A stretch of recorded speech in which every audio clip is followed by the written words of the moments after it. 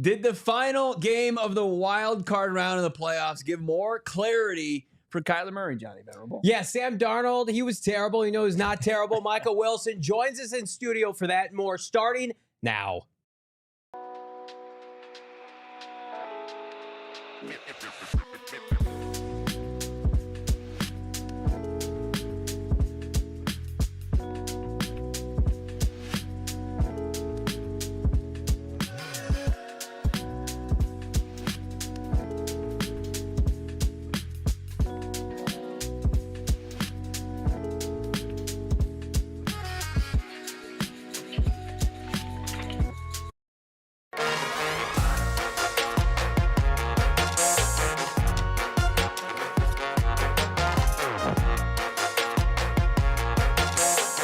Hello and welcome in. It's the PHNX Cardinals podcast, your premier Arizona Cardinal podcast. Like and subscribe. Leave us a 5-star wherever you get your programming. I'm Johnny Venerable, Brack, Damon, Dawg, anxiously awaiting Michael Wilson. He'll be here any minute to join your number one Arizona Cardinal podcast in the world. We got so much to break down today. And of course, we're going to do it with our presenting sponsor, our friends at Bet365. Download the app. Use the bonus code PHNX365 when you sign up. Choose your offer. Find out why, whatever the moment. It's never ordinary with our friends at Bet365. What's up, everybody? Yeah, what's going on? Our guy Schaff, who was there in attendance with us last night at the disgusting display of football between the Rams and the Vikings. Our guy Mikey, Claymore Jones, Oh For Sure, K2, Jess, Eddie. Always love to see everybody lighten up the chat. Also, the chat continues in the exclusive member Discord. What was unreal, on fire last night during the game. Of course, you can join it by being a member. Of course, go PHNX.com. But a lot to talk about today, even though the Cardinals aren't playing football any longer. Yeah, it was an interesting dynamic last night watching two opposing teams. It was like a bowl game atmosphere of sorts. And then Sam Darnold had one of the worst performances in recent memory. Let's jump right into it. Our special guest today joining us. He's been joining us throughout the course of this season. Arizona Cardinal wide receiver Michael Wilson joins the show. What's up, Big Mike? What up? I kind of led him astray. Guiding him in was not the best option, or he wasn't led by exactly Kyler Murray here as far as making the calls on the line there. It was, so you were Sam Darnold today. I was. I was holding on the ball too long. Took a couple sacks that I probably shouldn't have taken. But excited to have our guy who's joined us all season long, Cardinals wide receiver Michael Wilson. Mike, what's going on, man? Man, not much. Excited to be here. I feel like I haven't really talked about a lot of football for the last week and a half, so I'm excited to chop it up. Let's do it. Well, first of all, biggest question, how you feeling? I know you sat out the finale, health-wise, precautionary? A little bit, yeah. Just a little hamstring that tweaked on me Thursday before the game. I felt like I was healthy enough to play, but there was conversations of whether it was risk like to have a grade 2 or grade 3 hamstring going into the offseason. So I think in hindsight, it was the right decision to not play. And then Dortch goes out there and scores two exactly, touchdowns. right? Yeah, yeah, exactly. So I feel really good. I'm excited, and I'm excited that I'm healthy going into the offseason because I know obviously next year's year 3 for myself and for the new regime. Like it's a big year. It is a big year. You guys had plenty of things to celebrate this year. Obviously not the end that you wanted, although ending on a high note, sweeping San Francisco. Talk to me a little bit about the atmosphere in the locker room. You know, you guys are, poised for a big off season, but kind of what was the mood after the Niner game, progressing into that following week? I want to say that it was good. The mood was good, but I think everyone knew that like this was the year that we should have been playing last weekend. Like texting back and forth with players on the team, like we should have been playing last weekend. And so I think everyone is happy that we were able to double our win total from last year, but at the same time, there's so much meat on the bone. And we know like our standard is we should have been playing on Saturday, Sunday, or Monday, whatever. It would have been a Monday game against the Vikings, but we should have. Everyone in the building knows like it was up for our grab, and we let it slip through our fingers. So it's kind of a tough pill to swallow. All that being said, I mean, with the game slate this weekend, the game being played in your house last night, could you even tune in, or are you just sick? Honestly, I haven't watched any playoff games. Okay, like I'll probably watch the divisional round and the conference champ, but I'm still kind of salty about the whole thing. So I didn't watch. Keep up with highlights. I saw this morning what the score was between the Rams and Vikings, but I've kind of just taken myself away from the NFL because it's just, it's a little painful to watch. I mean, JG talked about being close, and I know, first of all, I think you put it really well. Like, Cardinal fans see the same thing of doubling the win total, but obviously the division was there to be won this year, got close, couldn't finish it. Yeah. But then you watch those two teams last night. I know you didn't tune in, but like, you guys were a play away from beating the Vikings. You obviously whooped up on the Rams early in the season. Should have beaten them in LA. Yeah. I mean, and those are two of the best teams in the NFC. For sure. I mean, is the expectation now like, we're going to load up this offseason, get after it next year? I think that's the expectation. I think year 3 for any player, contract year, new regime, head coach, GM, it's sort of like I don't want to say make or break year, but I know like cards are on the line. And I think now it's like, we said last offseason there was no excuse, but I think going to this offseason, there's absolutely no excuse why we shouldn't accomplish the things that we set out to do, because we have our franchise quarterback. I think we have important pieces to help you win football games. And I think, Monty and JG are going to do a good job of adding pieces and elements that they see fit that's going to help us win games. But I think our core element of guys, I feel we have that going forward, and we have the right guys in the building. The right guys that love ball, do the right things on and off the field. Like, that's never been an issue with our team. So I don't see an excuse. Like, we should be in the playoffs next year, and from there we'll see what happens. You guys are crushing the chat. Obviously, get your super chats in. We'll read those questions to Mike. We'll add a little different wrinkle to our normal get-togethers here. You think that there's like time will heal these wounds, and you can look fondly back on this season, or is it always going to be like, damn, there was a missed opportunity there? Yeah, when I think about the year, truthfully, the only thing that I can hang my hat on, speaking for myself personally, and I'll speak to the team, is for me, I didn't have the season that I wanted to have statistically, and I wish this time last year we spoke at the Super Bowl, and I was so confident at that time that I was gonna have the production to match my talent. Like, I was so confident. I would have bet the house that I would have had 1,000 yards, whatever, 800 yards, and I would have been able to see statistically and objectively on paper like a big jump from year 1 to year 2. Unfortunately, that didn't happen for me this year, but I know for a fact, like, my process was on point this year, and I'm going to continue to hang my hat on doing everything the coaches asked me to do and doing it at a high level. And I know the stats and the yards will come. I think receiver is a tough position because a lot of what fans and what evaluators perceive, a lot of it's perceived success. And I got that quotation from our receiver coach, Drew Terrell. You can have a great game on tape, but have 1 catch for 15 yards. Or you can have an okay game and have 100 yards. It sounds crazy to the untrained eye, but receivers around the league, you sort of know, hey, man, this guy's playing at a high level. He just doesn't get the ball that much. Right. Or things between the quarterback weren't connecting on that day. But I know I'm going to improve on things that I need to and try to show up and produce a little bit more. I think that's what if I could hang my hat, I need to find a way to produce a little bit more statistically. Yeah, I don't want to say you're being too hard on yourself, but Cardinal fans are in unison. I feel like you were one of the most consistent players that the Cardinals had when the football came your way. Yeah. You and Trey had the highest catch radius on the team this year.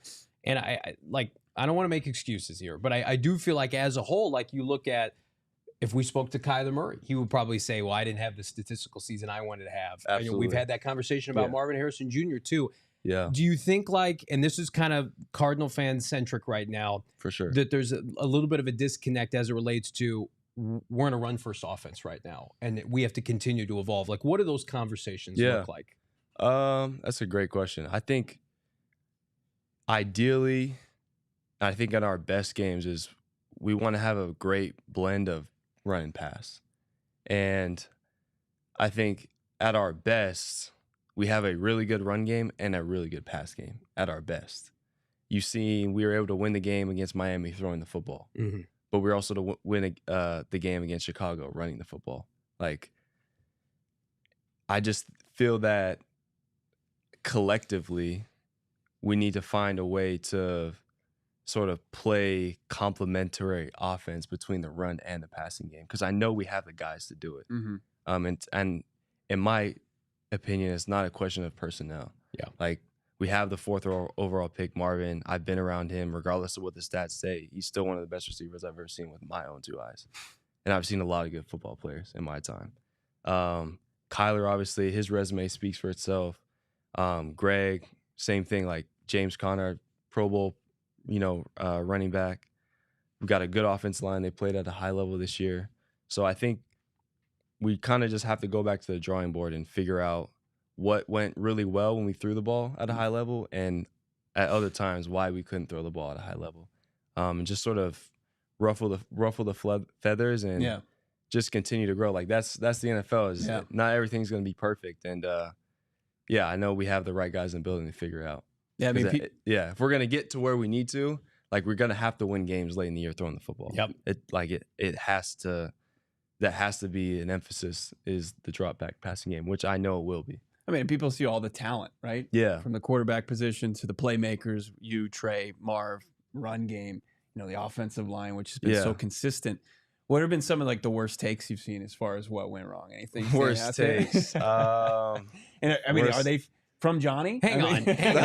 We're very pro-Cardinal centric here. And I've made a point consistently, like, I don't think the Cardinals offense needs wholesale changes. Like the personnel, as you just mentioned, the personnel's the personnel. Yeah. And I feel like part of that infrastructure, you got to feel good about that going into next year. For sure. I would say one thing that's kind of frustrating for me is because I have such a high level of respect for him, is some of the negative comments on Instagram or Twitter about Marvin.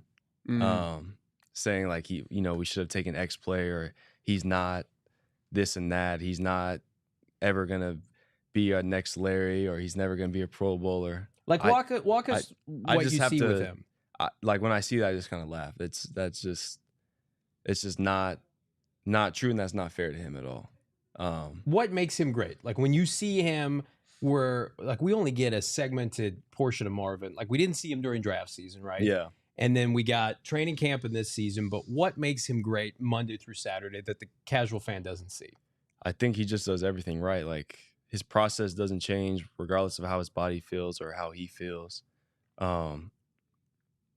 He's so regimented every single day of, I'm catching this many balls after practice, I'm doing this during practice, I'm taking care of my body this way. The way he attacks practice, like, he just does everything the right way.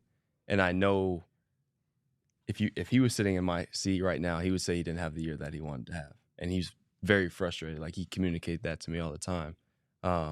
But I know the way he works and the way that he goes about his business, eventually the production is going to show in the way that he wants it to. But so Friday, I didn't practice on Friday. I was limited on Friday. So that was my first time the entire calendar year of not practicing in the game.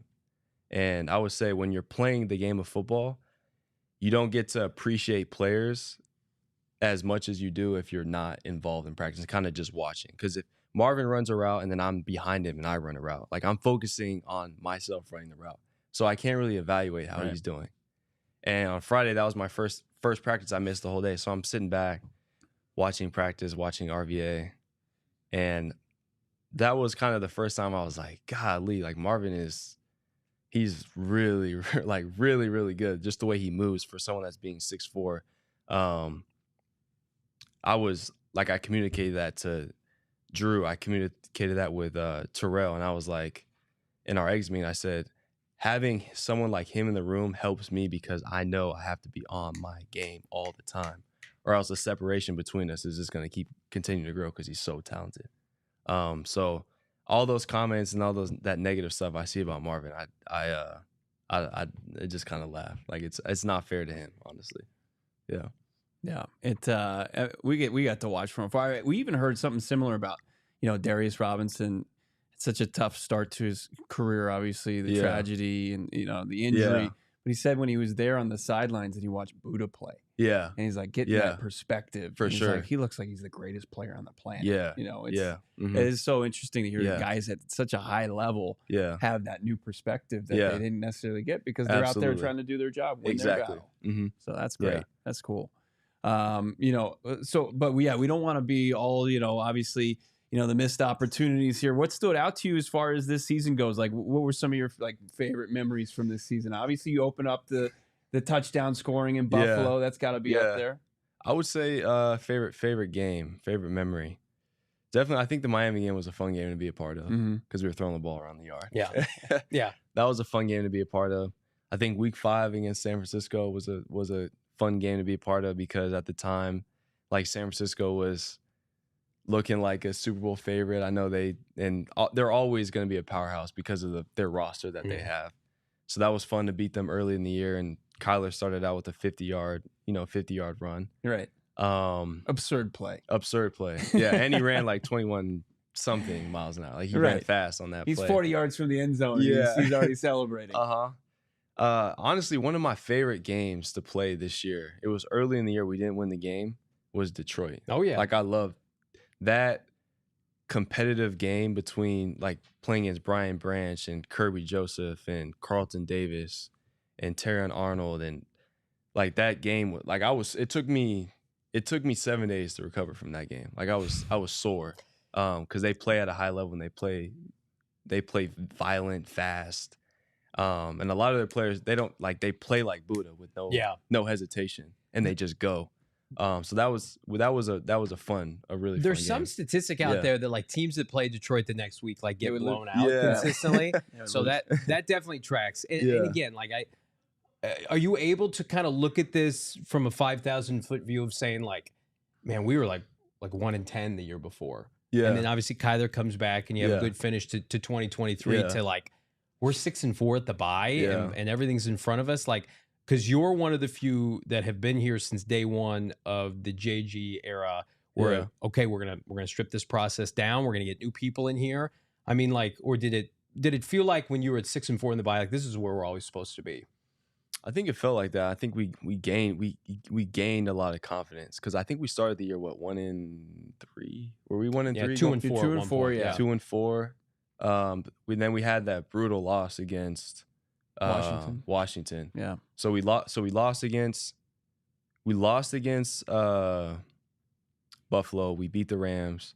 Then we lost. So we were 1-3. We were 1-3 to start the season. And I still remember JG gave a great like pregame, or it was on Saturday. So before the day, he said, we've all had, a couple times in our life where we've lost confidence a little bit and we had to battle back against something. Everyone in this building has had that at some point because you wouldn't be sitting in these chairs if that hadn't happened to you. And then we went out and beat the Niners. And like I think from beating the Niners, and then we had a bad loss against Green Bay, but after we strung off those four wins straight, like I remember going to the bye week, I was like, there's no way we're not making the playoffs. Because we had earned like so much confidence. We had beaten Miami throwing the football. We beat Chicago running the football down their throat. And then we finished off the Jets in a seamless victory. That was probably like one of the best games I felt a part, like just to be a part of that game and the flow of that Kyler was playing with. And I was like, if he continues to play like this and our team and our defense plays like this, there's absolutely no way we're not going to be playing in January. But I think, we just didn't execute at a high level.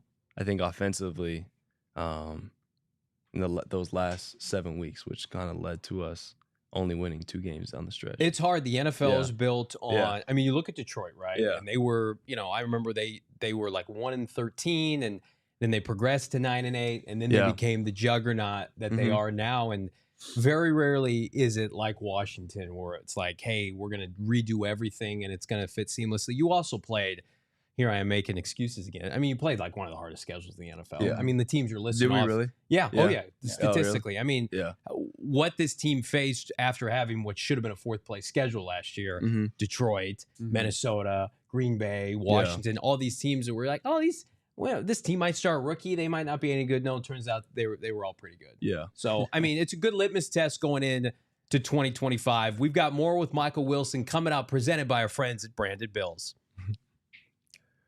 These comments are so.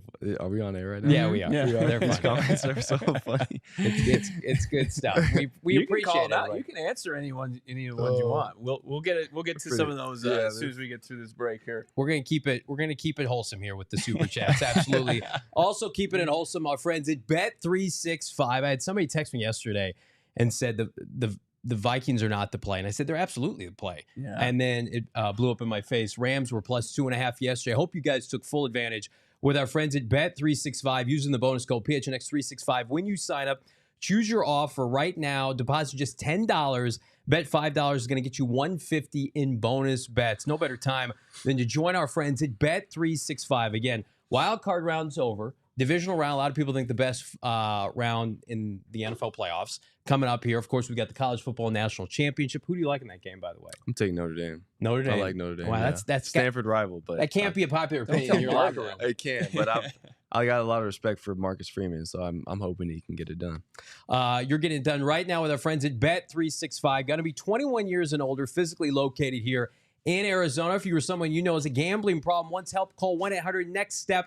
Text next step to 53342 or visit problemgambling.az.gov, Bo, for more info. For the first time ever, this is unbelievable. Verizon is bringing the Super Bowl experience to all 32 NFL cities across the country. It's going to be awesome right here in Phoenix in the Valley of the Sun. There's going to be the Verizon Super Bowl Fan Fest. We're just announcing this as of right now. It's going down Super Bowl Sunday, February 9th, the Great Lawn State Farm Stadium, Mike Wilson's house. That's right. Mingle with the local NFL legends. How about the Humble Rumble, Mike or David Johnson? You ever met DJ before? I haven't. No, 20 touchdowns in 2016 season. Unbelievable year for the former Cardinal. He'll be out there as well as live music. You've got food from the Valley's own chef, Stacy Weber. Also tour the locker room. Try your hand at football challenges, lawn games, and so much more. Watch the Super Bowl from inside the stadium there at State Farm Stadium. This is the largest simultaneous Super Bowl party ever, and it's free for all your Verizon customers. Switch to Verizon. I've got Verizon. I have it for over a decade. I love it. Always can rely on their coverage. And go to your local Verizon store. Grab your tickets and get all the details. VerizonFanFest.com. I don't like that super chat, Isaiah. I never said anything about my guy, Michael Wilson. Get that off the screen, Damon, Dawg. We're having fun here on a Football Tuesday. I want to get into Drew Petzing here in a second, but be remiss if we didn't. Hey, Damon, speaking of, we were at State Farm Stadium last night. Johnny was having fun. Do we have the he was having a I didn't approve any of this of what's about to happen. Let's take a look at what Johnny was doing last night at the game. Is that a foot-long glizzy right there? It is, and it's loaded nacho. Listen, we're all doing our part. I was doing my part last night. Have you ever put that type of poison in your body before, Mike? I have. I honestly haven't been eating good. I've been eating whatever I wanted. See, Mike says it's okay. These last like week and a half. Mike, you don't gotta make him feel good. No, I would. You just gotta get your steps in, right? Yeah, exactly. Listen, that's wholesome right there. Sorry, I went to a ball game, got some concessions. Didn't know that was a federal crime here on the show. Listen, I'm not going to shame anybody and partake in some of the tremendous concession options at State Farm Stadium. I want to get into Drew Petzing here in a second. Okay. But before we do, be remiss if we didn't promote the fact that you are getting married here upcoming. You can ask us the question. Well, hang on a sec. No, you're not included on this two-part question. Okay. Did my address get lost in the mail? Number one, I did change homes. Save the date, never arrived. And then number two, bachelor party. Now, I know it might be a little too late for that, but we're happy to throw something together for you. Yeah, you would, huh? Yeah. What do you have in mind? I mean, do a little Old Town. We got Shane Diefenbach, the king of Old Town here. Bo and I can put it together. Who would not want a couple late 30, early 40-year-olds putting together your bachelor? We get JG there. That'd be a great time. Yep. That's what you want to do. You want your boss there. You want your head coach there. We'll get Drew there. Yeah, it'd be a good time. Nah, we're not. I appreciate the offer, but we're actually not. We're not doing any bachelorette party. We're just having a small celebration, family only, of like 35 people at our house. I respect the that. 25th of January. That cuts deep, but I respect that. I want to hear Johnny's plans for this bachelor party. We'll put you on the that's spot. Not necessarily PG with our friends at Bet365. Can't put that on air. All right, let's talk Drew Petzing. Interviewed for the Chicago Bears head coaching job. What did you think of that when you saw that report? I thought that was big time. That's a testament to him and what he's been able to do in 2 years as offensive coordinator. The fact that they would see him as a candidate to take over their head coaching vacancy. So I was hats off to him. Yeah. Yeah. Yeah, he's obviously he's a polarizing figure, to say the least. In the people I've seen the comments. They're looking for they're live and in this chat right now. I mean, how do you view how does because I've been maintaining, and I feel like I do a decent job of it. You do a great job taking what's going on in the facility and bringing it here, and saying that there's a ton of confidence and conviction in Drew Petzing, the play caller, between Kyler Murray, the playmakers, everybody part of that offense. Yeah, I think Drew has the thing is what sells seats is obviously everyone wants to see explosive plays in the passing game. And if you look at statistically and objectively speaking, I think we're second in the NFL in explosive runs, but we're bottom 5 in explosive passes. And we actually almost mirrored that from last year to this year. Oh, really? Like last year we were top 5. I think the only team that had beaten us was the Cleveland Browns, because they had Nick Chubb last year. Yeah. And we were second behind them, and then bottom 5 in explosive passes. And then this year, I think it was the same way. But I think in an ideal world, and if I was an offensive coordinator, I'd want to run it the same way. Like, you have to be able to run football. You have to be able to run the football to win games. And you saw with the Bengals, they have the best passing game in the NFL. They didn't make the playoffs either. Yeah. So there has to be a good blend of run and pass. And I think that result is like Detroit or the Niners last year. Like, to me, when you watch offenses, their blend of run and pass is the best in the game.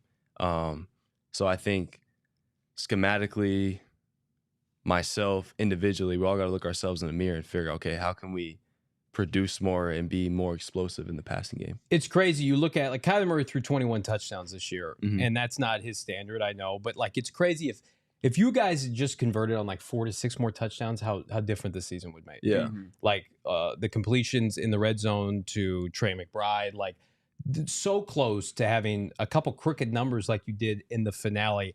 And one of the biggest compliments that I can give Drew is that I think the offensive infrastructure, number one, like before you got here, Kyler Murray had a tough time staying healthy. Yeah. Right? This is the healthiest you've ever been. Yeah. Like that, you have to have the players to get through the season. Absolutely. And you look at Caleb Williams in Chicago, 65 sacks this year. So I would rather be dealing with that and saying, okay, we've got an infrastructure that allowed 30 sacks and we're in a position to take that next step, instead of, we have a bunch of big explosives, but we can't keep our quarterback upright. For sure. I agree with that. Yeah. I try to give Drew compliments when I can. And we are Drew Petzing fans at the end of the day, but it is tough. Like, the majority of Cardinal fans look at the personnel of this offense and think this should be 30 points a game. Yeah. Like, did you look at this team this year and be like, man, the defense is really overachieving, and we're in a position where, like, we got to score more points? Yeah, the defense definitely played extremely well. I think on paper you would say they played better than probably anticipated, like, going into the year. I know that, like, reading comments and stuff, that was something that was stated a lot. Am I surprised about it? Not really, because I know the players that we have, and I know our DC is extremely good at what he does, and led by Buddha and Kaiser, and Garrett Williams obviously was phenomenal this year. But there was definitely at times where I was like, yeah, man, if we, the offense, had done a better job, like, we would have, some of these games wouldn't even been close, because our defense was playing at such a high level. Even to hold Detroit week 3 to 21 points, I think it was 21 points. Like, that's big time. Yeah. Shut out in the second half. Exactly. Yeah. Shut out in the second half is huge. So I think that was a little bit of surprise going into the, like, looking back. Yeah. Because the offense, like, I always thought when we played them in training camp and through our OTS, I'm like, man, if we were to play our defense, and this is how I think every offensive player thinks, like, we're putting up 30 on our defense because we're all competitive. And I'm sure if you ask Garrett and bring Garrett in here, he'd say, oh, no, if we played against our offense, like, Mike would have no catches. But yeah, hats off to them. So yeah, if they can play at a high level like they did this year, next year, and we're able to, like you said, score maybe 6 to 7 more touchdowns, then who knows what can happen. Johnny talked about the college football playoff, and I'd be remiss not to ask you, did you see the Cam Scattervoo I have, take off? I mean, what are your thoughts on him? Seems like I got a lot of respect for him. Seems like a really good football player who's tough, and I mean he had a great year. Yeah, and I like players that have like some saltiness to him, and I think he went to Sac State. Is that he transferred from Sac State, so he probably wasn't heavily recruited out of high school. Probably been like not valued at a high level in high school, so he's a little bit of an underdog, chip on his shoulder. Like I feel like you can always get behind a guy like that.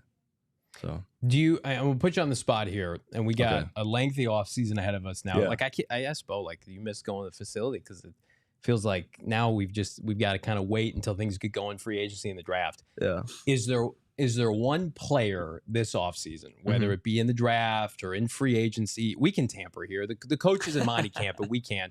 That you would be like, man, it'd be great to play with him. One player. Can we narrow it down? Like, yeah, give me a couple. Are we talking? Give me like a position group. I don't. There's a lot of good. What do you want to say? Because I don't even know who's free agents, who's not. Yeah, I mean, I bring up Hassan Reddick, who's an Arizona Cardinal once upon a time, who's a free agent who played for John and Gannon. Yeah, in Philly. Yeah, and they had 70 sacks that year, and he was kind of in a weird spot, gray area with the Jets this year. Yeah, and he's a free agent now. And it feels like maybe give you a little juice off the edge. Yeah. Can I flip the question? Oh, sure. Someone that I'm excited to see, or for the fan base to see, that hasn't gotten a lot of opportunities, BJ. Yeah. Talking about like an edge rusher. Yeah. And Hassan, they play the same position, I assume. Yeah. I think BJ, if he wasn't hurt this year, I think would have double-digit sacks. I think BJ is like, and I think I saw a tweet today. He's only like 20. He's going to be 23 going into his third year. I'm going to be 25. So that goes to show like he's still so young. And his I think he's young too. He's a free agent. Yeah. Aziz Ojulari, Yeah. We talked about him a lot, especially around the trade deadline. He was with the Giants for a while. But I think BJ is going to be a game changer for us. And had we had him this year, I think our defense would have even been better. You get the sense that you've got a special rookie class your sophomore year this year. You, Paris, you mentioned Garrett Williams. Like, do you guys feel that ownership of? I think so. Yeah, and I think we did a good job of showing the class behind us and future classes of what it looks like to be a professional, like how to move, how to walk, how to talk, and just how to operate around the building. And I think hearing from like higher ups that they're impressed with our on-field performance, but more impressed with our off-field charisma and how articulate we are and how we carry ourselves in the building. Garrett seems like a pretty good counterpart for you. Like defensive counterpart. Like we heard his combine, like his notebook is kind of legendary. Yeah. And like he carries that note. That is true. He does carry that notebook everywhere. Are you in it? Does he have notes on you? I'm not sure. Maybe in OTAs he'll have notes on me when we actually go against each other. Yeah, it's I gotta imagine that's some great battles there. I know he's mostly playing in the slot corner, but I mean, so it really is. Do we want to get to the super chats, or how do we want to roll this out? I'm a little fearful they're not PG for our guy, and I don't want to expose Mike to those demons before his nuptials. But we haven't had a chance to talk about K1. Then we'll get you out of here, Mike. So Kyler Murray MVP conversation for the first 10 weeks. I tried to weasel us into one of their workouts this offseason, but Mike was kind of like, just how he let you down for his wedding. He's kind of like, yeah, we'll see. I didn't dead it. Come on, I didn't dead it. I said it's Kyler's thing. Yeah. Like I'd be fine with it. It could be if our Kyler's thing. fine with it, then that would be we already got the okay from our general manager. Lodging, no problem. We can get ourselves there. We just if we show up, maybe just unlock the gate that day. Don't tell anybody. We'll just come trotting out. But in all seriousness, Kyler Murray, like again, like the narrative around this town right now is how are they going to get over the hump? And then you watch some of these other quarterbacks this weekend. Herbert struggles, Darnold struggles. I mean, like, give your assessment overall of your franchise quarterback going into a really pivotal year. Yeah, I think I'm going to keep saying it, but I think anyone in the building, if they were to sit, especially on the offensive side, sit in my seat right now, speaking to you two, he would say the same thing. Like, he has to be better. The statistically, it wasn't where he wanted it to be. Production-wise, it wasn't where he wanted it to be. He didn't like the way our numbers looked from a pass catching unit outside of Trey. But I think one thing about Kyler is he knows how to win. And if there's a way to predict the future is to look at the past. And any award that he set out to win and wanted to win, he's won in his life. And I said the same thing last year, but I'm going to continue to say that. Like, he wants to win an MVP. He wants to win the Super Bowl. And he has the talent to do it. Like, there's no question that Kyler's not talented. Right. And when he's playing at a high level, I think he's a top 5 quarterback in the NFL. I just think collectively as an offense, it's going to be about us coming together and producing on the field and actually doing it. But that's just going to take more throwing sessions away from the building, more time spent together to build camaraderie, build trust. But I know for a fact we have the guys in the building to do it. And I know Kyler, if he was sitting here, would say the same thing.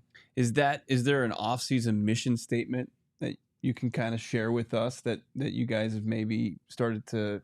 We haven't planned. I think it's still so early in the offseason that I think now is a time where guys just kind of need a week or two just to be at home, catch up with time with their families, because obviously you miss so much time. 4 or 5 months of every single day at the facility. It takes a toll on you and your household. But I know I FaceTime with him a couple weeks, and he's frustrated about the season because he knows we should have been playing on Sunday or this past Sunday. But I think a mission statement would be sort of piggybacking off how we started off the show, is that there's no excuses, and now it's like it's this year or it's like, what are we doing? So yeah, like this year is sort of all money in, all chips in, and we got to go out and perform and execute. Well, you've been performing all year on this show. We appreciate you, my guy. Yeah. It's the highlight of our season to be able to welcome you on. So have a wonderful off season. We got to get to some of these chats. Oh, you want to get to some? I'm concerned. I want to get to some of these chats. I was trying to give you an out. Here we go. Chum in the water here. Damon, Dawg, you want to read some of these, my guy? Yeah, Joey Kennedy starts off and says, Arizona got to see what bad QB actually looks like. Sam Darnold. We saw it front row. Referring to who? Sam Darnold last night. He didn't have a great performance for the Vikings. He got sacked 9 times. I saw that. Yeah, you saw the final score. Was it kind of shocking to see the Rams just roll like that? 28 to 9. 27-9. 3 field goals, no touchdowns. No, they scored a touchdown. And they went for 2 and didn't get it. Oh, okay. Yeah. But that was. I thought the Vikings were a good team. Honestly, the team that I was sort of shocked about was Green Bay. I think that was one of the teams I walked off the field thinking that team was a lot better than I anticipated they were going to be. And how that, I know the Eagles kind of got the better of them that game, but I was surprised that happened like that. Let's keep going with our guy, Richard. Richard comes in here, just says favorite JG quote of the year is when Kyler put his hand up against the Niners. If you're going to do that, you better be the fastest man on the planet. Yeah. Then comes back with a question, asks you, Mike, what's the biggest need to get to where you want to get in your career? What's the biggest need to get to where I want to get? That's a good question. I would say the biggest thing for me up until this point now was the health. Me being able to stay healthy. That was always the biggest question mark and the reason why I haven't been able to have the production I wanted. I think what I'm going to do and I've been doing is evaluate, okay, I was healthy for basically the entire season this year, and I had less yards than I did last year in 13 games. So I'm doing a lot of self-analyzing to figure out what I need to do to get those numbers and yards up right now. We already talked about this one from Isaiah, but how says dare you, Isaiah? Yeah. I would never say that. I can vouch for my co-host. He's never said such a thing. He said, how do you feel about JV saying you're a bust? I would never say that. He wouldn't say that. Come on. I don't believe that. He wouldn't say that. Thank you, Mike. Josh, $10. Mike, how does playing in a lot of close games this entire season affect the locker room? Is it encouraging because the strong teams you faced or discouraging because it was so close? I would say encouraging, but it's we had a stat that was read to us. I don't know if I'm dead on, but I know I'm close. Something like last year was 70% of all NFL games are decided by 1 score. So that going into the NFL, like most games are going to come down to a 2-minute drive, a last-second field goal, or defense has to get a stop to prevent the offense from scoring. But I think to your point, like we just have to.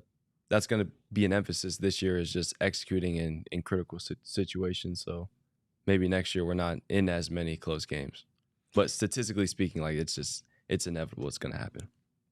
Jessica, $10 here. Michael Wilson, next season will be it. Calling it now. Any touchdown or other predictions for this coming season? Really glad you are a Cardinal. Touchdown or predictions for this coming season? Speaking to me, I assume that's to me personally. Yeah. Yep. I think the goal for any receiver is 1,000 yards, 10 touchdowns. So I'm setting the bar high, but that's I'm saying it out loud when we revisit this conversation a year from now. Yes. But 1,000 yards, 10 touchdowns, I'd be sitting happy in the seat if I'm able to accomplish that. I don't think we get you back on the show if you're putting up those big numbers. Don't say that. We'll always be close. Ben, the Cardinals fan, wants to know about one of your draft mates here, John Gaines. How are you seeing how he's developing? I think he's been developing good. I think it was just hard for him getting an ACL in the final preseason game of his rookie year. Like that's a 12-month injury, so it puts you back out of camp. But I think he's handled it well, and I think next year will be a big year for him. But he does everything the right way. I couldn't say enough good things about him. Can I sneak in a question to follow up on that? And Yeah. it is, if it's just easy to say Marv, just say Marv. But like, is there a player next year that you're just like, wait till, because we look at a guy like Taylor Demerson, he jumps off the screen every time he plays. Yeah. Is there a player like that you just are anxious to see have a maybe a second or third year jump next year? I'm gonna say Marv. Yeah. Marv for sure. All right. We like that answer. We're into that answer. Greg's asking a cap. This is a money question, but Gambo says there's actually $45 million in cap space. True. You're not cooking the books over there. You don't know the cap space. No, right? I don't know. Yeah. I don't That's know after anything Trey about McBride gets, $200 million this offseason. That's not going to be on the books this week. What do you think about that, though? I mean, Trey obviously, gave us, he's world class. He should get whatever the market says he should get. I think he's earned whatever he wants. What was the touchdown thing like, though? I mean, like, it seemed like everybody had, we're joking about it, but also we're like, we got to get this thing involved. What's funny is he told me, I think this might have been shortly after the bye, and he was like, I had the same problem in college. Yeah. One touchdown. Over 1,000 yards against Colorado he was like, State. that was the reason why I didn't win the, what's the tight end award? The John Mackey, is that the John Mackey award for the best tight end in college football? Is that what it is? But I don't know if he won that, or if it was someone from Notre Dame or Brock Bowers won it over him. He's like, that was the reason why I didn't win it. Were you like, Trey, maybe it's a you problem, bro? Yeah, maybe just get in the end zone more. I can't relate. It was I the guy that Brock touchdown. Bowers replaced, I think, this year, right? The kid from Notre Dame? Yeah. Michael Myers. Yeah. He won it up. Yeah. So that was interesting that happened twice to him. But he had 3 last year with less catches. So could have just been a weird coincidence. Damon, keep us going here with Pedro. Yeah, Pedro 199 says, what's your favorite DB you've matched up against in the NFL? Played against in the NFL. I think AJ Terrell is phenomenal. I know he didn't have a great year this year, but someone that I still think when they're playing at a high level is extremely hard to beat is Charvarius Ward. I know he had a lot of personal stuff going on with family issues and whatnot, but I think he's really hard to play against. Jalen Ramsey's also a good football player. I think this year we played like all the top DBs in the league outside of Pat Surtain. We played we played a bunch of good DBs: Sauce Gardner, DJ Reed, Witherspoon from Seattle. Yeah, like we played. Yeah, we played some top tier DBs. There's a lot of good ones though. Keep it going with Josh. Mike, who would you want to see come in through the draft or free agency? If you can't answer that, that's fine. Just curious who you'd want to see. I feel like we covered that. Yeah. I answered for him, Hassan Reddick, but he did say B.J. Ojulari breakout in year 3. And, I mean, he did look like he was about to have a breakout season before his injury. I mean, he and Darius combined in training camp for the defense to perform as well as they did without those two guys for most of the year. Yeah. And that would hold consistent because the offensive line were like, BJ's hard to block. BJ's going to be this. BJ's going to be that. And then, unfortunately. How about a guy you want your team to keep that's going to be test free agency? I mean, I wish we could keep everyone. Right. But obviously, the NFL is a revolving door. No room. No team is ever the same from one year to the next. I think Kaiser would be great to have back. Like if you could play that card and you're like, all right, I'm saving this guy. Let's get him in here. Let's give him the bag. I don't want to hurt anyone's feelings. All right, we won't make you do that. All right, that's fair. But you said you like Kaiser. I would Kaiser. Yeah. I think he adds so much value. Just be it that he's a captain. Mm-hmm. Nick Rawls named his kid after him. Exactly. Does things the right way. Leads in the right way. I think I would love to see him back on the team. How about Dana here, Damon? Yeah, ball knower Dana says number 14's release skills showed at Senior Bowl. Are the varied releases somewhat restricted due to scheme responsibilities, leverage, etc.? Wow. Dana just bringing the heat. Wow. Right. I'm Always. Just like, what? Not really. I'm not really sure how to answer that question. I would say one-on-ones and games are different. Like one-on-ones, there's no pass rush. So you can slow play a lot of things. But obviously when Kyler's got, Nick Bosa coming off this, running off the edge, like you don't have time to do a lot of skip release and take time at the line. You a lot of releasing in the NFL, you just have to go. Yeah, that's a good question. Hopefully I showed I can get off the line this year. Hey, let me follow up on that.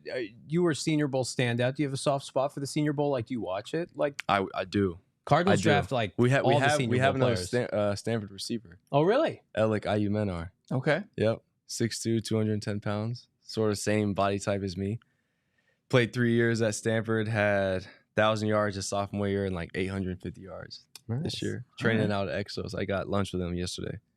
So I'm hoping that he's supposed to go as of now, but that could change with, I don't know what happens, how that goes, but hoping he has a big Senior Bowl. Nice. Yeah. But I do keep up with it.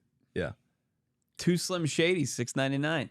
Mike, when things aren't going well, how do you decide whether to trust the process versus make changes to the preparation/routine?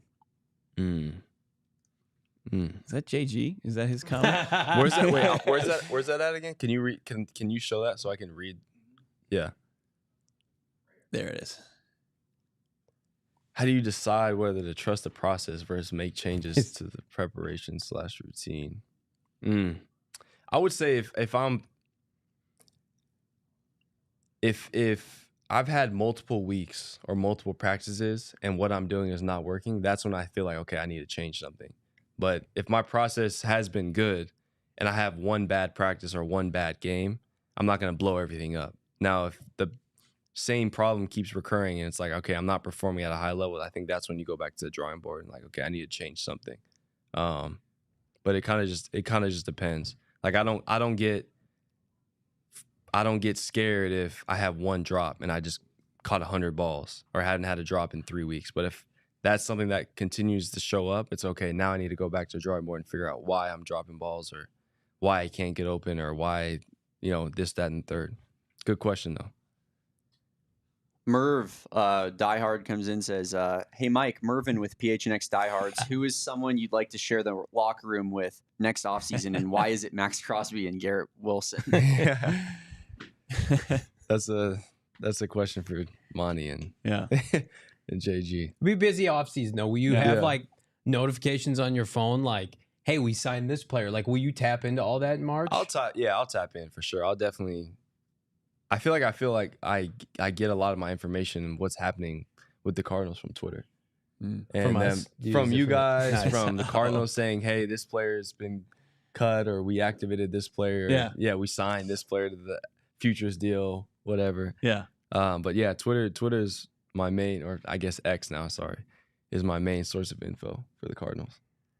My wife says I'm on Twitter too much. You are. But then I hear that and I'm like, maybe I'm not on enough. Maybe I need to be on it more. Everybody drop a like on this video. Damon, any more we got for our guy Mike? Yeah, I mean, they keep coming in. Keep them all day. All right, let's go 3 more. I want to go 3 more. Yeah, let's go 3 more. All right. What's your win-loss prediction for next year, Mike, from Brian95? Wow. Whew. I mean, we won 4 my first year, 8 this year. Is 10 to 12? Is that? Yeah. I feel like that. That's what we want to hear. I feel like, 10 to 12. We were at the game last night. Honestly, playoffs. Whatever that number needs to look like for us to get to playoffs, I think. Yeah. Get a home game at State Farm Stadium. Yeah. So whatever that number needs to look like. I say 12. That'd probably be 12. Let's get 12. Win division. It's tough watching the Rams play because, like, you guys clearly outplayed the Rams in both games this year. You're the number 1 point differential in the division. So, I mean, it's just a couple tweaks this offseason. For sure. Not far off, which is encouraging. Yeah. Mac Daddy 714. Mike, big fan. Do you think more pre-snap motions, jet sweeps with Marv, and rub routes can help open up spacing in the offense and unpredictability? Yeah, I do. I think all what you're saying is true, and I do think we do actually do a healthy amount of that.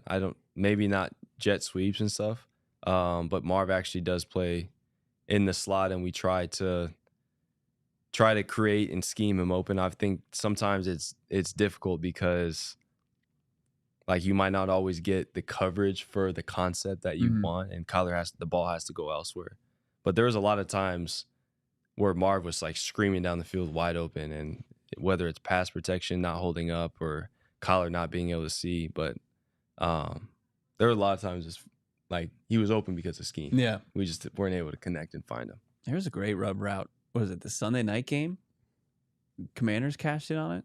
Just Ricky Pearsall had one against the Lions. Oh, yeah. At the week before they played Is the us. timing on that tough? Because you get flagged up if it's It too is, late. but that's really it's if you know you're gonna get man, it's a man route.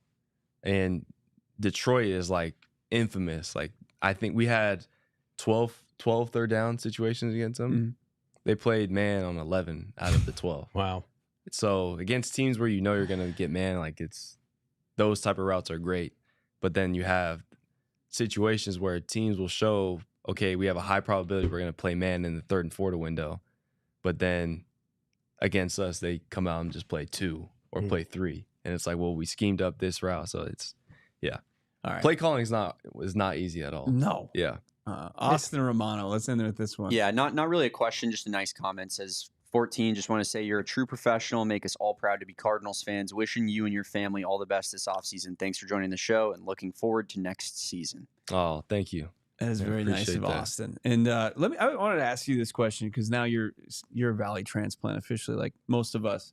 When you've got family coming in town, as you're going to have, like, and you've got new teammates, and they're asking you, like, what are your go-to spots? I don't want people to, like, flood those spots or go stalk you. Yeah. Or just anything. Like, when you're telling people about the Valley, like, what are your go-tos? What are you telling them about? I know, like you said, over the bye week, you were just kind of like wandering around Target and stuff like that. But I know you know some good spots. It's interesting because I really haven't eaten at a lot of spots. Mm-hmm. Like, me and my wife are extremely, like, low-key people, and just like to do regular, I don't want to say regular people things, but, like, not things that fans would think professional athletes like to do. Okay. There is one spot that we go after every single game. Okay. And it's really because of her, because she loves her wings. It's Zips. Oh, we love Zips. Like, we go there after every game. The Golden Wings? Every game. And I feel like if you have a spot that you like every time and you know what you're getting from, why switch it up? The Golden Wings are good. The Golden Wings, yeah, that's what I get. That's what I get. She gets the buffalo wings. See, I'm not a big fan of Zips anymore. We went one time, you and me, and the waitress came up, and I tried to get some hot wings, and she put her hand on my shoulder. Remember this?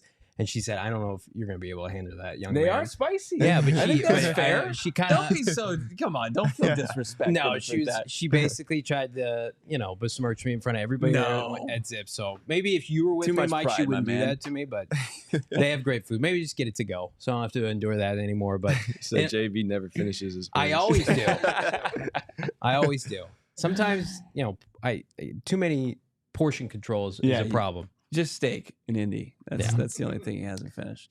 Man, what a blast. What fun we've had today and this year with our guy Michael Wilson, Arizona Cardinal, 2nd-year wide receiver, into your 3rd year, which is crazy. I remember we sat on the set the day you were drafted. Right.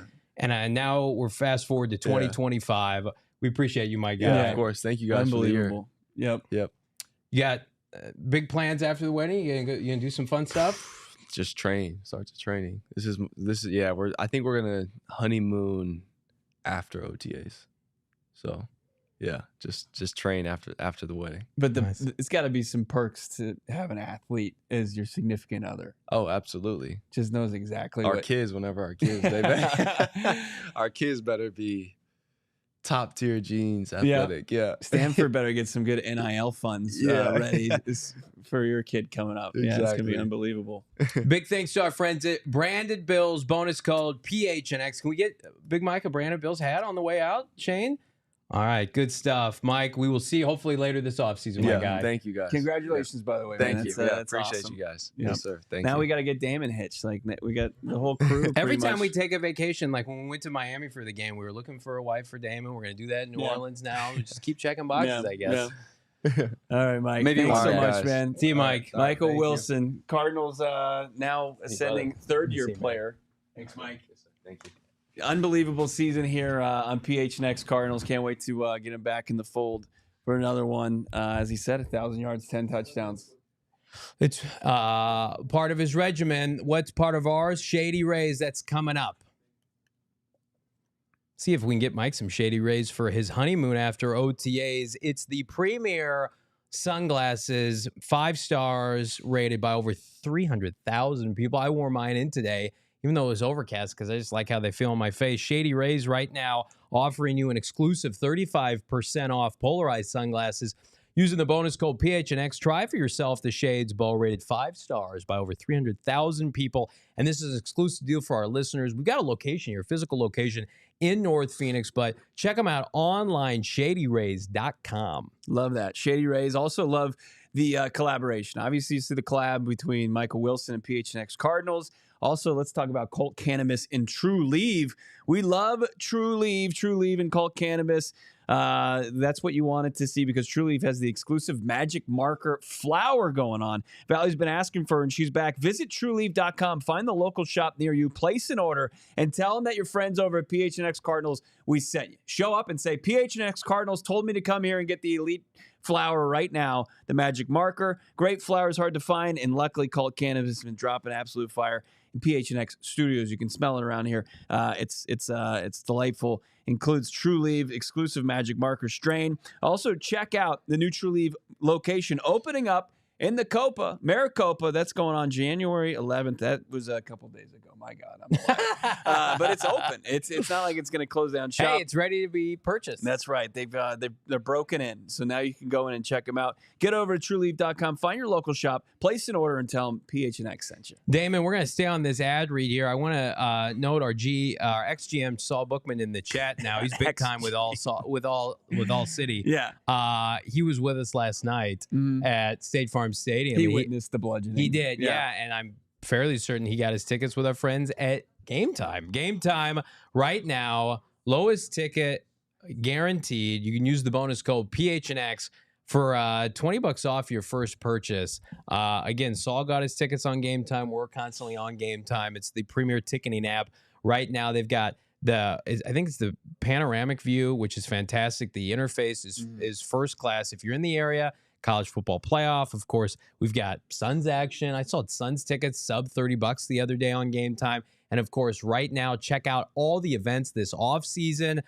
Concerts, festivals, parking passes. Get them now with our friends at Game Time. Again, the bonus code PHNX, $20 off your first purchase. Download Game Time today. Last minute tickets, lowest price guaranteed. Guaranteed. Just like a good time over at Gila River Resorts and Casinos. Of course, they're going to show you what the next level is all about.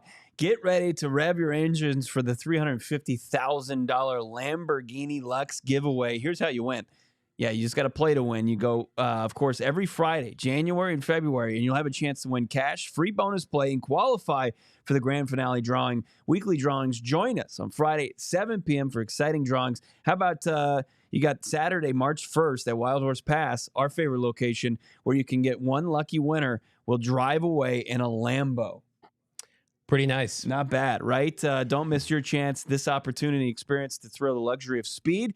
Visit Friday for your chance to win big. March 1st, the big time drawing where you're going to be rolling out in a Lambo like you're some sort of sports star and you just got $1 million payday. Lambo, you do you. Gila River Resorts and Casinos. Visit Play at Gila.com for more details. Check out the link of course, below in the description. If you're jumping off with one of our streaming partners, we appreciate you. And head on over to gophnx.com as the party continues here on a Football Tuesday. Big thanks to our guy, Michael Wilson, again. You just want to replug Zips because, he thought it was so delicious. It's good. It is good. Solid stuff, man. I just had a bad experience there. We'd rather not talk about, but always. Can we just flush that experience? I just don't want you to be. That was the last time I've been to Zips, and you and I were sitting there, and the waitress really just kind of took me to task a little bit because I was ordering some big boy wings, and things didn't go well. Everybody liked this video. Big thanks to our guy Michael Wilson. I mentioned Saul, you, me, Damon. We took in the game last night.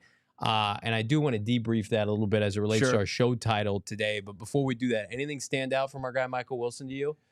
I mean, he seems to have the same mentality as his teammates, his head coach did after the season, where I thought that they saw the progress, but as far as how the season ended and the opportunity that slipped through their fingers, there is obviously. They're not happy about it. They want to make sure that they right those wrongs and make sure that they get back on track come next season. It's I thought one of the best things he said. Just the disappointment. You felt that disappointment, and listen. At the end of the day, these are human beings, professional athletes. They care, and it's great to see them care. And it's great to be able to sit with Mike and chat with him about.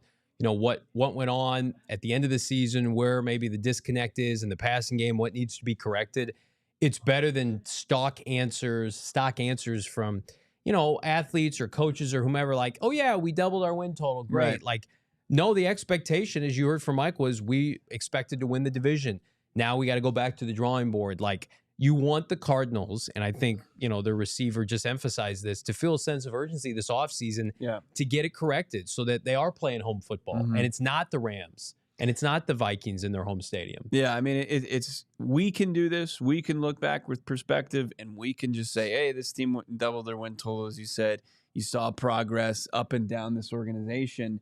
But for them to have that kind of lingering feeling, I think that's a good sign for the Arizona Cardinals. Absolutely. It's just like they're not going to sit there and, try to just make lemons out of, lemonade out of lemons or chicken salad out of chicken bleep. Yeah. When they felt like the season didn't finish how they wanted to finish on their terms, that they could have taken control of this division down the stretch and then do it. And I'm glad that, it's nice to see a player from this organization, and I've seen it kind of echoes, what we've seen from the head coach and of course their star quarterback, that they're not happy that they're at home right now, and they're going to do everything within their power to make sure that doesn't happen again.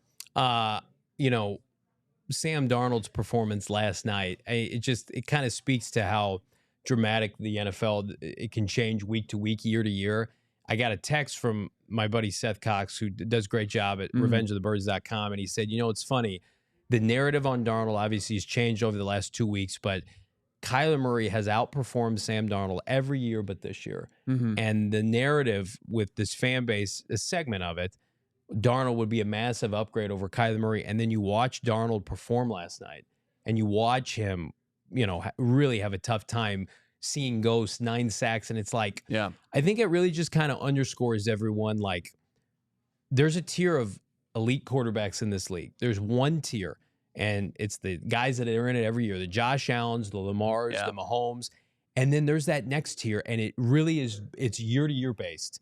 And I don't know. I look at the landscape, the NFC right now, and improving this roster, and there's no reason to think like Kyler Murray can duplicate what Sam Darnold did this year. Kyler Murray can get this team back to the postseason. Now, you want to talk about that next level, hosting Lombardi trophies? Like, that's a different conversation, but I don't know how anybody can watch that last night, the last 2 weeks with stuff on the line, and think to yourself, like, he's a dramatic upgrade over Kyler Murray.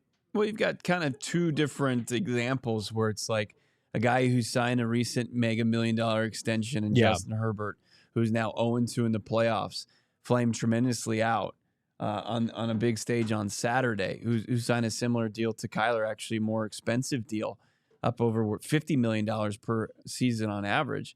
And then you have Sam Darnold, who had a really good season, was able to lead his team to 14 victories and really only lose to the Rams and the Lions all the season. It's brutal. But, to go down like he did, especially the last 2 weeks, it just kind of does show like there's levels to this. And I think that now as just a Cardinals fan, you need Kyler Murray to get to a certain level and then ask for that next level. Because I don't think you can't just jump to that level. It's almost like the Cardinals as a whole this year. It was like where they were ahead of schedule, then they were behind, and then they finished where odds makers, Vegas fans thought this team would finish 7, 8, 9 wins, right? And I think Kyler Murray's in that same bucket where, okay, he's going to have, if you think about it, like he had Cliff Kingsbury as his play caller for 4 years. Well, what was his best year? Year 3, right? And then he got hurt and it derailed it. But third year under Drew Petzing, third year with Michael, second year with Marv, third year with Trey. Like we're reaching a crescendo where if you just gave somebody these metrics and these attributes and you said, okay, what's going to come out of it? Most of the time, pending something unforeseen, like you're going to get improved play. Yeah. And we talked about it with Mike Bo. It's like, can they score 5, 6, 7 more touchdowns to differentiate themselves? Because if they do, then suddenly they're a division champion. Suddenly they're hosting playoff games.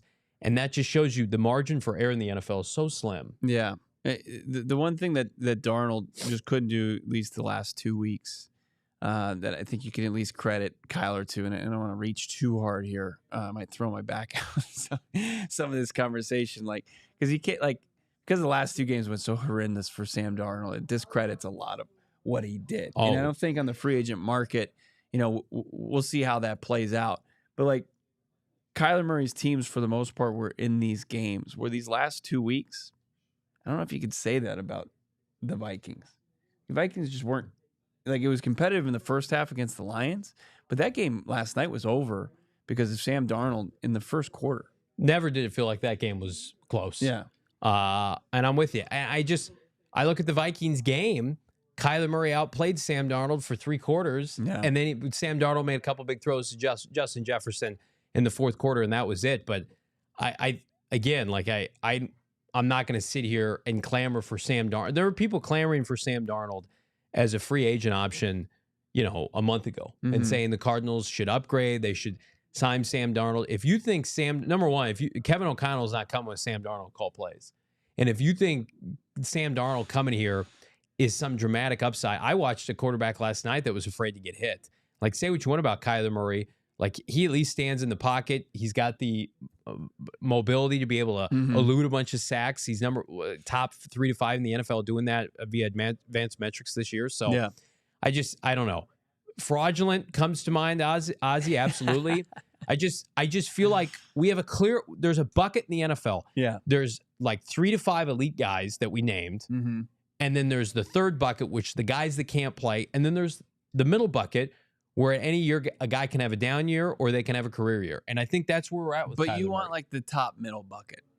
I think at the very least, as much as Sam Darnold sucked in the last 2 games, you got to give him credit. He was a quarterback for a 14-win team this season. Yeah, he threw 35 touchdowns. Baker Mayfield too. Baker Mayfield, Jordan Love, Sam Darnold, they're all in this category that I would love to see the Cardinals quarterback enter. Isn't it crazy? The 3 quarterbacks you just named, if 2 years ago or 3 years ago, somebody said, hey, the Cardinals, Kyler Murray's going to play a full season and he's not going to make the playoffs, but Baker Mayfield, Sam Darnold, and Jordan Love are going to the playoffs. Yeah. So it just shows, but I'm with you. Pretty rock solid statistical season. Right. Baker Mayfield, 40 plus touchdowns. And I think that's one thing that we're going to have to start to differentiate here. I think that Sam Darnold was kind of the case study, and it's going to continue to be. Is you're going to see these statistical seasons where it's man, this guy played great. This guy was awesome. 35 touchdowns. And then when the moments got big, it's they just didn't show up. No, but talking with Mike here, you can tell. And again, he said a lot of things that I think are emulating from this fan base. Kyler Murray is frustrated with his own play. And I think that at the end of the day, it's there were questions about after he got hurt, does this guy even care? Get Get out of here with that stuff. Like, you want to argue, logistics of, is he the guy long term? Can he win big games? We'll have that conversation. Absolutely. We have it every day on the show. But you want to, like, Kyler Murray is bought in and holds himself up to a high regard. And again, like, they're in a break or break season with that. Even you hear Mike's on a rookie deal for 2 more years, and he's like, this is a huge year for all of us. We all feel it. And it's like, some of these guys have been in the league. They're making huge money, and they got to perform, or they're going to be shipped out of town. So, I mean, we talked about it. He brought up Kazir White. Kazir White's going to hit free agency right now. Kazir White not expected back with this team. Yeah. And you think about how lauded he is in this locker room, like the NFL, and that's the beauty of it. You get stuck with a Bradley Beal and the Phoenix Suns. You get stuck with bad contracts in Major League Baseball. NFL, it's like this is truly year to year. Yeah. I mean, outside of Deshaun Watson, and they're still trying to find some wiggle room there. But yeah, for the most part, when you don't have all the guaranteed dollars and you have those cap strategists who are able to make miracles happen, if you want to, you can move off. There really is a path. There's like what the Broncos did and just absorbing a ton of dead money. They're in the playoffs 2 years later. Not even a year later. Yeah. Times I do feel like we're going to be sitting on the set. We're going to be sitting on our live shows, and the Cardinals are going to make some signature moves this offseason. I know a lot of you alluded to it in the chat, and Mike, he's a spectator like the rest of us, but this team, I think, is going to look dramatically different. There's going to be some blue chippers that are attached to it in about 2 months' time that aren't here now, because I really do believe, like, you ask a team of impressionable young men that were just drafted, that are on rookie deals, that are trying to get over, and they need the oomph. You need to go out and get a bunch of guys that can help do that. Yeah. You need some mercenaries this offseason. To kind of, I know Mike brought up the stat about, 1-score games, and what is it, 70% of them, but you got to be able to kind of give yourself a little bit the luxury of a lead, play a little different football. I think that's what an improved roster can put you in a position to play. You're not chasing leads. You're not having to play hero football each and every Sunday. It would just really benefit this team after playing so many tight games the last 2 seasons. But look, if that's the path, that's the path. The Arizona Cardinals are in a really interesting spot, but it seems like at least the messaging, it's there, and it's being received from the coaching staff, from the front office, the coaching staff to the players. And they understand what's on the line, that they're not just going to go and hang their hat on. Went from 4 to 8 victories. Yay, good for us. Look at us. Look, the progress is real. No, I mean, they're like, we're not playing football that matters to us, and that's January football in the playoffs. We don't want to experience this any longer. What do? We're going to do everything within our power to make that happen next season. We need you to make it happen right now in our live chat. Like this video, subscribe to PHNX Sports here on YouTube. Become a diehard. If you're not a part of the diehard, you missed the behind-the-scenes fun, the trickery at State Farm Stadium last night. Damon, do we have any more content or just that picture of me at the concession stands? If this doesn't entice you to become a diehard for insight like this, let's cue it up, Damon Dawg. I don't know what to tell you. Look at this guy. I literally ordered that with my son, and I turn around, and Bo's got a camera in my face. No, I didn't. And Damon's got a camera look at in my me. face. Get a camera on me. I would never say that. Look at this. Isn't that him saying it, Damon? I'm a Isn't he very actually private saying, person. Hey, somebody film me. Look at me. I would never do that. I'm hot dog boy. No. I've got all my nachos. Yeah, like Jess saying, Johnny on the loose. Sorry, I wanted to have a good time. I saw Sam Darnold get sick on the field. I wanted to make myself sick at the concession stand. In fairness to Johnny, he did scarf that thing down. He did. Hungry boy. He was Joey Chestnut there. Actually, no. Actually, after that picture, he heaved it at the man in the Stafford jersey behind him. Said, "Take that, Rams that, nerd. fan. Take that, loser. Your team's gonna lose." And then they proceeded to win again at State Farm Stadium. No, the fun in the Discord is evergreen. Damon, do we have any more super chats? Yeah, we got a couple. All right. Blow Brack, we didn't read this when Michael was on. No? Says, yo, I have Jake Plummer shrooms on me. Y'all want? I don't think, Bo and I were discussing this earlier. Michael Wilson has never put a drug in his body in his entire life. Body that is a temple. Yeah. Yep. Yeah, he and I are the same like that. Kyler Plummer wanted to know if Tip was the rookie of the year this year for the Cardinals. to read that to Mike on there. Sorry, Kyler Plummer. We'll have to ask him that in the future. He didn't bring up Tip. He had every opportunity. I'm just kidding. You get an indictment, Johnny.